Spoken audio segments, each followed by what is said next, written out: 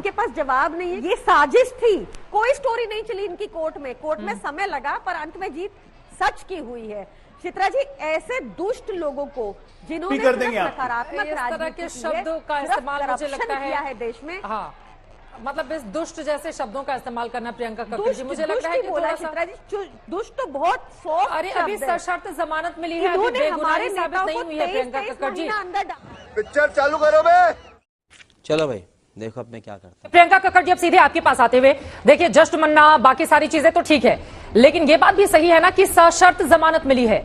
मुख्यमंत्री के तौर पर न वो ऑफिस जा पाएंगे, न कोई कामकाज कर पाएंगे बिना दस्तखत परमिशन लिए एलजी के। क्या बात कर रहे हैं? तो इसको किस तरह से देखिए? आप लोग कह रहे हैं कि जेल के ताले टूट गए, मतलब जस्ट इस तरह से मन रहा है बीजेपी जो कह रही है, जैसे लग रहा है कि उनकी रिहाई हो गई है, बिल्कुल सारे आरोप मुक्त हो गए केजरीवाल। Good question. चित्रा जी, सभी को नमस्ते।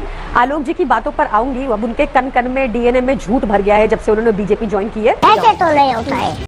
आपने जो सवाल पूछा उसमें उत्तर यह है कि क्योंकि 2 जज बेंच ने ये फैसला सुनाया और उनमें से एक डिसेंटिंग थे इसी बात के लिए कि ये शर्तें नहीं लगनी चाहिए, और ये भाजपाइयों को भी पता है कि जैसे ही ये वाला पार्ट हम अपील करेंगे और एक हायर बेंच को जाएगा तो ये शर्तें हट जाएंगी। आज जो आपने आलोक जी के मुंह से सुना वो बौखलाहट थी नहीं। जब सुप्रीम कोर्ट ने बार बार कहा कि सीबीआई तोते की तरह काम की, पिंजरे में बंद तोते की तरह काम की, तो ये साफ हो गया ना कि किसी साजिश के तहत सीबीआई ने ऐसा किया। वो साजिश किसने की होगी? भाजपा की, ये आलोक जी की भाजपा ने की होगी। ये तो लेटेस्ट न्यूज है, राइट मैसेज लेके भी साला रॉन्ग। गृह मंत्रालय के बिना, गृह मंत्रालय की मंजूरी के बिना क्या इतने फर्जी आरोप लगाए जा सकते थे? क्या सीबीआई तोते की तरह काम कर सकता था? आज अमित शाह जी को सामने आना चाहिए, माफी मांगनी चाहिए, रिजाइन देना चाहिए। उनको गृह मंत्री बने रहने का कोई अधिकार नहीं है। वो एजेंसीज का इतना दुरुपयोग कर रहे हैं। एक सच्ची ऑनेस्ट गवर्नमेंट जो अपने सिटीजन्स के लिए लगातार सुविधाएं देती है, वो ऐसे मुख्यमंत्री को जेल में डाल देते हैं क्योंकि उनकी नीतियों से उनका मुकाबला हो ही नहीं सकता।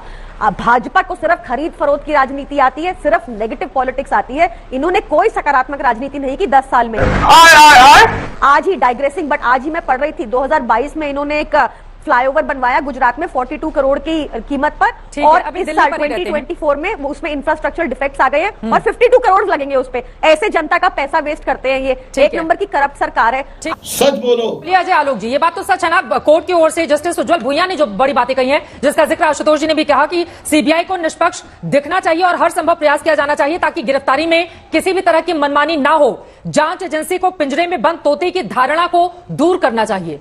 तो इसका सीधा सा मतलब तो सरकार को लेकर पूछे जा रहे हैं ना? कैसे कैसे लोग रहते हैं यार यहाँ पर। अजय आलोक जी, देखिए चित्रा जी, मैंने अपने ओपनिंग स्टेटमेंट में कहा था कि न्यायाधीशों की टिप्पणी पे या न्यायाधीशों के कुछ भी कहने पे मैं कोई राजनीतिक टिप्पणी नहीं करूंगा। जिसको जो करना है करे, वो अपने राजनीति करने के लिए स्वतंत्र है, चाहे आशुतोष जी हो चाहे प्रियंका जी। मुझे उस पर कुछ नहीं कहना। वो न्यायाधीशों की टिप्पणी थी, मैंने एक न्यायाधीश की टिप्पणी से उसको कोट किया, पीके कृष्णैयर की। बात यहाँ पे ये होती है कि मैं फिर से कह रहा हूं, STS court, session court to supreme court, इसका कोई जवाब है?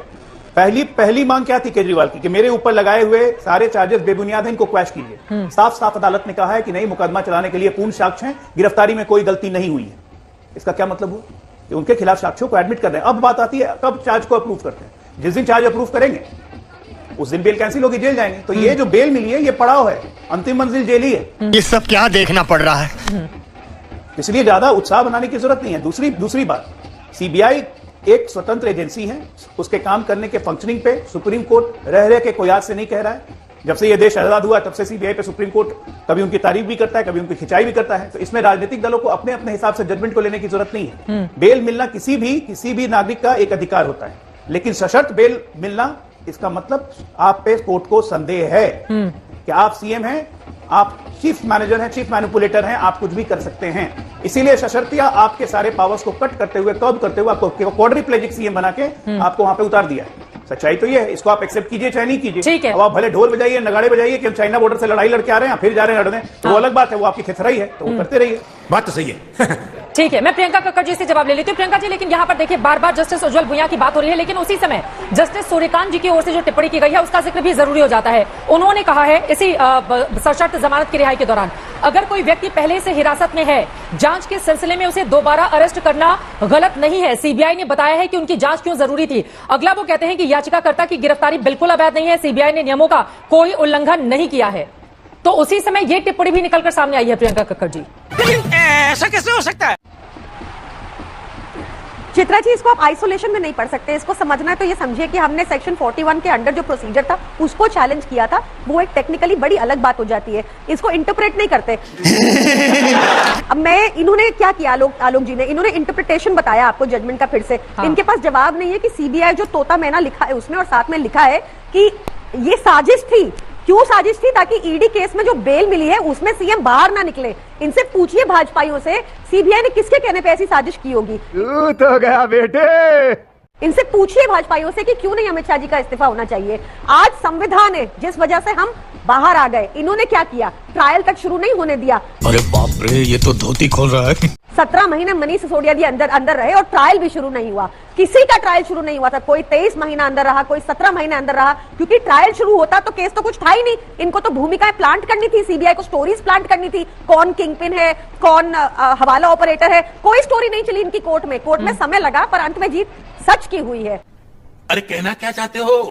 चित्रा जी, ऐसे दुष्ट लोगों को जिन्होंने कर देंगे आप। सकारात्मक इस तरह के राजनीति की है, शब्दों का इस्तेमाल मुझे corruption लगता किया है देश में। हाँ, मतलब इस दुष्ट जैसे शब्दों का इस्तेमाल करना प्रियंका कक्कड़ जी, मुझे लगता है कि बोला थोड़ा सा। चित्रा जी, दुष्ट तो बहुत सॉफ्ट। अरे अभी सशर्त जमानत मिली है, अभी इन्होंने बेगुनाही हमारे साबित नेताओं नहीं को हुई है प्रियंका 23 कक्कड़ जी। महीना अंदर डाला। इस बात को समझना चाहिए। चित्रा जी, ये सच बात है कि आप बेगुनाही उसको हो अलग गई तरीके से ले सकती हैं, लेकिन मुझे शब्दों पर आपत्ति है।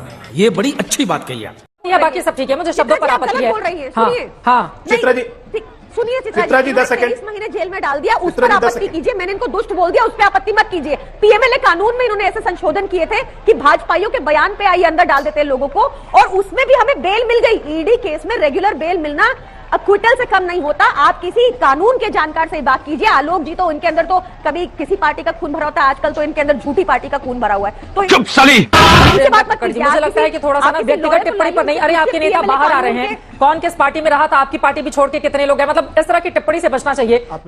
मगर क्यों? उन्होंने सिटिंग सीएम के लिए अपशब्द यूज किए। ठीक है, उनको कोई बिना कोई किसी भी इस तरह के सबूत अपशब्दों का जेल में इस्तेमाल नहीं डाला, करेगा। तो फेस करनी पड़ेगी ऐसी लैंग्वेज।